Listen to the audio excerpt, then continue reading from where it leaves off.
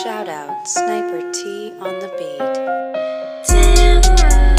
Tamara to the break of dawn is on the rise, with life on the forefront of the mind. So line for line, you can ride this brain train and you can change your station without even touching the dial. So relax, stay a little bit, but listen for a while.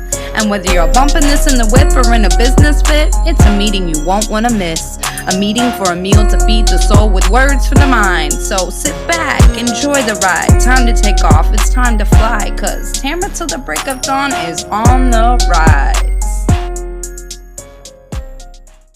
Hey, y'all. It's me, Tamara.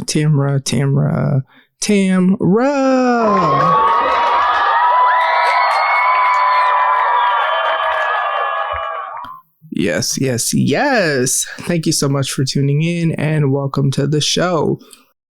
Y'all, life be lifing, but I'm going to go here first because this is what this episode originally was going to be in my mind when a week ago or days ago or whatever, I thought about how this content was going to go. So I will say, in the year 2025 of our Lord and Savior, Jesus Christ, what we are not going to do, what we need to stop doing. I wish I had a hand clap sound on my soundboard, because what we are not going to do is we are not going to try to spend a lot of energy trying to teach people how to treat us when they don't want to treat us the way we feel we need to be treated. The reason why we're not doing that, because there are too many people in this world that will willingly, effortlessly, and eagerly treat us the way that we want and deserve to be treated. I am not going to elaborate on that too much. It has nothing to do with like intimate relationship or anything like that. It's the sum of multiple things that I don't even feel like getting into, but it's just like, communicate your boundaries, communicate people when there's offense, try to talk through differences, do all of that. But if people are dead set on either, I hate to use the word gaslighting you, so I will say invalidating your feelings, being manipulative, whatever, to get their way. If people are dead set on those things and or just not willing to meet the needs that you have, communicated as something that you need, let it go. Because the more that you try to hold on to something that ultimately it seems like you're not supposed to have because they're showing you that they are not who you need them to be, the more you hold on to that, the longer that you are holding away, holding back, hindering yourself from grabbing onto that which will meet the needs, respect you, validate your feelings, whatever. This goes for friendships. This goes for jobs. This goes for, of course, dating relationships and stuff like that. But y'all, 2024, it just taught me a lot. I learned a lot of painful lessons. I experienced loss and lots of even just change and whatever. Nah, I'm not doing that. Nope. So that is my encouragement to y'all with that. On top of that, at the time of this recording, today is the 6-month anniversary of when my dad died. So he died July 10th. What is crazy about that is, so my father-in-law, I was married to my youngest two, so my daughters. I was married to their dad, and I have known their family, though, since I was a teenager. And so after our divorce, and especially since his death, it'll be 10 years this June, I have kept in touch with his family, especially after he died. I reconnected with family because the girls were little then, and I was the only way that they would have been able to see them. And so with that, my father-in-law, I've kept in touch with, and, there's been multiple different reasons that I've seen him over the years. Some of it has been good stuff. Like they just had a, you know, I don't want to say a cookout because I don't actually ever use that word, but that's the best way to describe it. Have some food, have people over. It's also been death as well that has, you know, reconnected us. But unfortunately, the, you know, FaceTime I got yesterday from my oldest daughter was, and like she found out the day before or the night before or whatever, but didn't really understand the communication that she was getting. But long story short, he's in, at least right now at the time of this recording, he is in ICU, and they've taken the feeding tube out, stopped chemo. He has thyroid and bone cancer, and you know, any day now he's gonna pass away. And really what they're just trying to do is just get him home so he can just pass peacefully at home instead of in the hospital. And what is very, very unfortunate about that, and so the girls and I and Zaire went to the hospital yesterday, and what's very unfortunate about that is that unlike my bio dad, I actually have memories with this man because, as I said, I've known my ex's family since I was a teenager. I was friends with his brother before we ever dated. I was friends with my ex before we dated. So like, I have known their family since I was 17. So almost 30 years. And there's been so many things that has happened within that time. And that's also including the time when my ex and I were together, you know, dating and then married and whatnot. And so living in a world where people die, you know, I've heard it said many times that we were never created to understand or have to experience death. Like that was not God's original design for us. And it's very unfortunate that we do have to live in a world where people die. This is also very triggering to me because, like I said, it's the 6-month anniversary today, and all of this just happened yesterday that I went and whatever. And it's like cancer, you know what I mean? Like my dad died of cancer. The same thing that was similar with my dad is I didn't really know what was going on with him. And then I get a call where it's the end. And then it was like a swift thing with him where I was wrestling with, do I try to find a way to get to New York to go see him? And, you know, it was gone. I mean, he was gone. And so with this, I definitely kind of, you know, canceled, like took basically yesterday off. I did like 2 tasks that were extremely time sensitive and had to be done. And I had time to do it because we didn't go to the hospital until we didn't leave till like noon.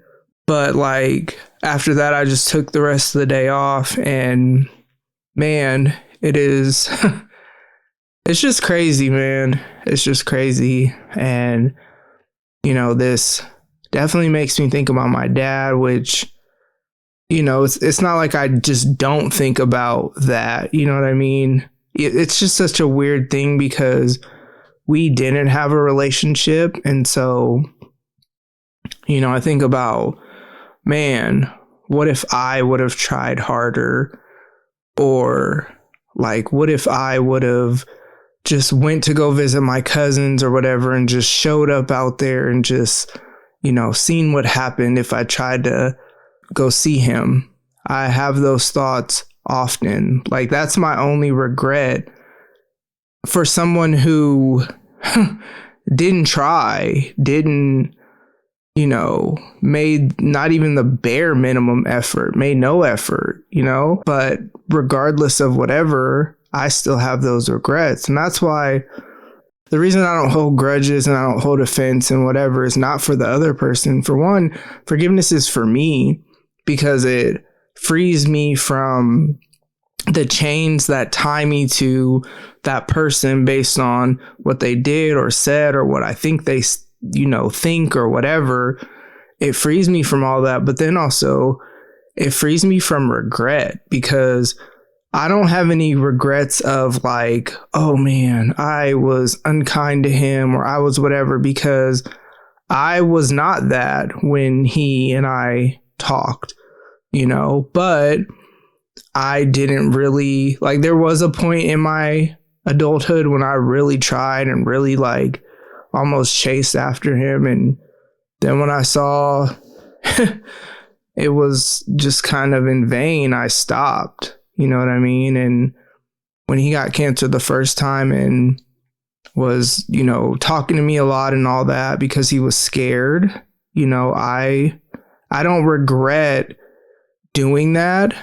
But then when he faded away after he, his cancer went into remission, I do regret like never trying again, So that's kind of where I'm at, like literally right now.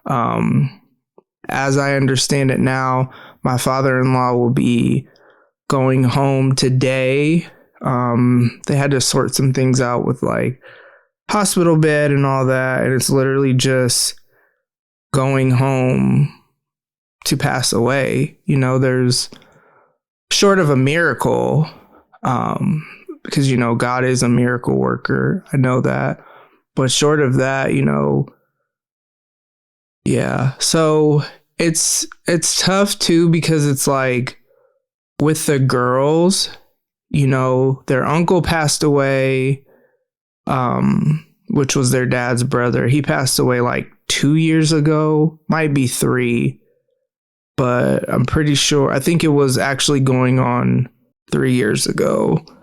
And then now their grandpa is passing away. So it's just like these men that were connected to their dad that they actually had relationship with, you know what I mean? Especially their uncle. Like they grew up with their uncle, and that's the brother that I knew, and we were friends first before I even knew my ex. So, that was tough for me because it was the loss of a longtime friend regardless. You know what I mean? Obviously, having kids by his brother and marriage and all that obviously probably kept us more connected than we would have been because of the girls, but who knows, So it's, yeah, it's tough, and it's weird because with my dad,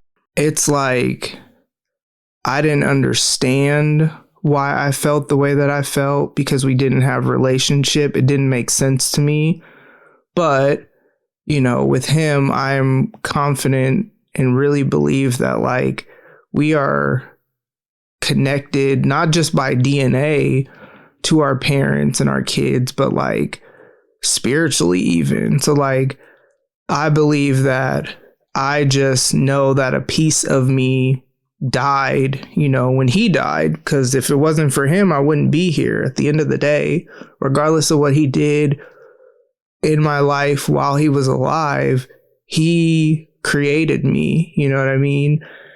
And so, I didn't understand that, but I understand why I feel the way that I feel now.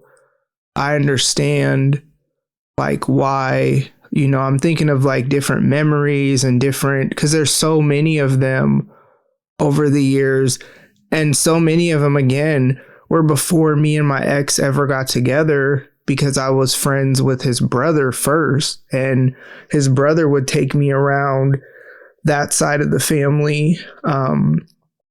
And so, yeah, life is wild. Cancer is just, man. And yeah, that's just kind of where I'm at. That's what I have. So that's what y'all get. You know what I mean? It's always, I only give what I have to give. That's what I do love about this show. And that's honestly what helps me keep giving, like putting content out there. Because at the end of the day, I think about, I have 5 years plus of content that, when I pass away, my kids will have years of my thoughts, feelings, emotions, laughter, whatever I've put out here. This was never for any other reason but that. It's a therapeutic, creative outlet, and it's something I'm leaving behind for my kids to be able to listen to, watch in some instances when I had visuals. And yeah, that is, so as always, take care of yourselves. Like, I'm proud of myself because yesterday when this all came about, I didn't try to force myself to work like I normally do. I literally was like, I did the 2 tasks that were needed, and I actually did those before I went to the hospital. And then when I came home, watched a movie or watched part of a show or something with my roommates. And I went to bed at like 8 o'clock because I just felt myself getting really, really tired, which understandably so. That's heavy. It was tough to see him like that because he has lost so much weight and has always been like a stockier dude. So it's just, to see him that thin was just wild. He was like almost unrecognizable. Like, I'm not even trying to be funny. Like, I thought I was going into the wrong hospital room because it didn't look like him. But, yeah, I'm glad I didn't try to force myself to work. I've worked a little bit today, even though today is normally my day off, but I took yesterday off, and the little bit I've done, it's good to be productive because that's helpful too.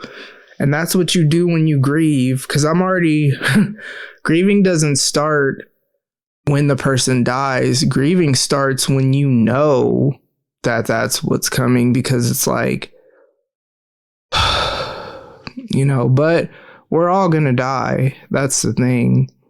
And so all we can do is try to make the most of the time that we have while we're here, which is why I always say, take care of yourself emotionally and mentally and spiritually and physically, and be healthy in relationships, not for other people, but so that we or you, but me too, I'm telling y'all what I'm trying to do.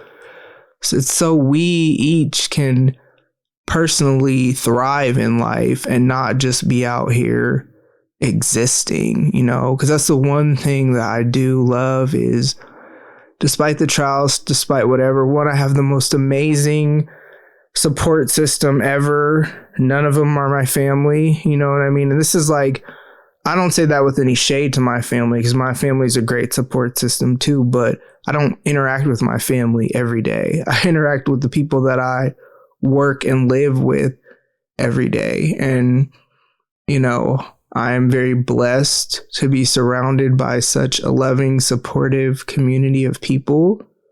And yeah, so that is why I always say, take care of yourselves. And I kind of lost track of where I was going or how I arrived here, but whatever. Thank y'all so much for tuning in. I love y'all so much, and I will talk to y'all soon. Bye.